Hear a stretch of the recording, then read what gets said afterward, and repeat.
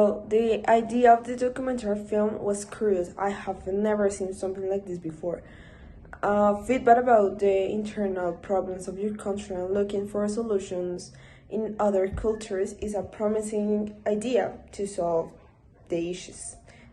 That's my initial impression about it. But you left feeling despair at the state of play in the United States or hopeful at the possibility of transformation.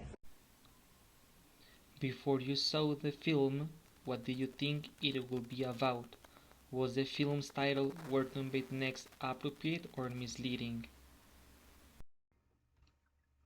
I thought it was only about North American culture, not a comparison between US and European countries.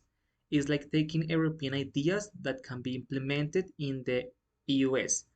About the title, I think it was misleading. It sounds like implement to US culture to Europe. Why do you think more choose to place focus on the way other countries were handling various issues, rather than reflecting us current usage management of the same issues? Were you aware of any of the policies addresses in the film?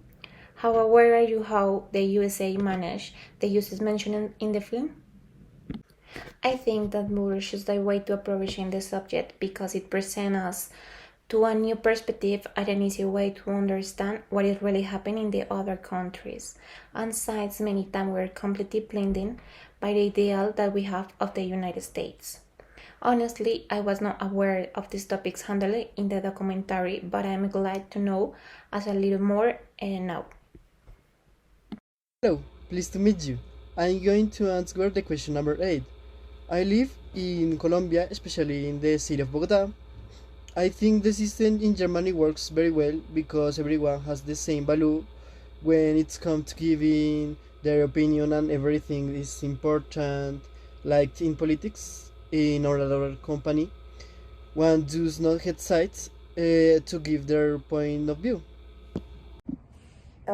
Taking in account that the Holocaust is a major issue that Germans are forced to face, do you believe it is important to address the darkness of the past in order to move on? Or maybe it's better for a black nation to fully embrace the present and ignore the past wrongdoings? For example, the Black Lives Matter campaign at the United States and the Americans' attitude towards its past practice of slavery. Regarding the question number 6, the film expressed the belief that peace prevails when women are in position of power. What are your thoughts on this? What do you think this is? Whether or not you believe this to be true, discuss the idea in relation to cultural stereotypes around the gender.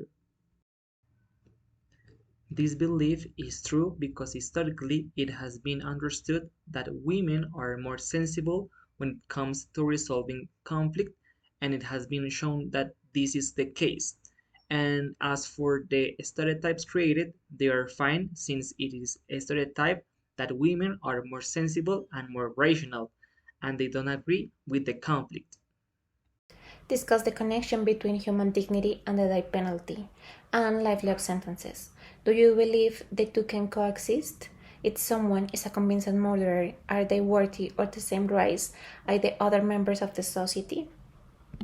The coexistence of human dignity and this punitive measures is a matter of ongoing debate with various viewpoints. It often depends on society values, legal systems, and the perspective of the citizens. Some urge that respect human dignity means finding alternatives to the death penalty and focuses on revelation and reintegration of offenders into the society, with others believe that certain crimes warrant permanent incarceration. Okay, and the answer, question number 8. Truly, I consider the medical care in the United States is not alright because the health system that not have a universal coverage that is it work mainly through private and to lesser extent public service. Do you feel that your vacations are enough for you to live a happy and healthy life?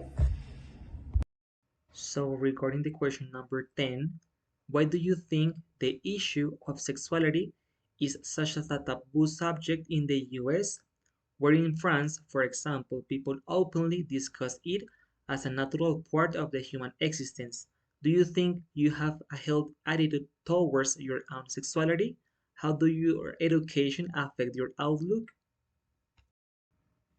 Sexuality has been historically and culturally considered something inappropriate. In some places, it seems as something sacred and was punished.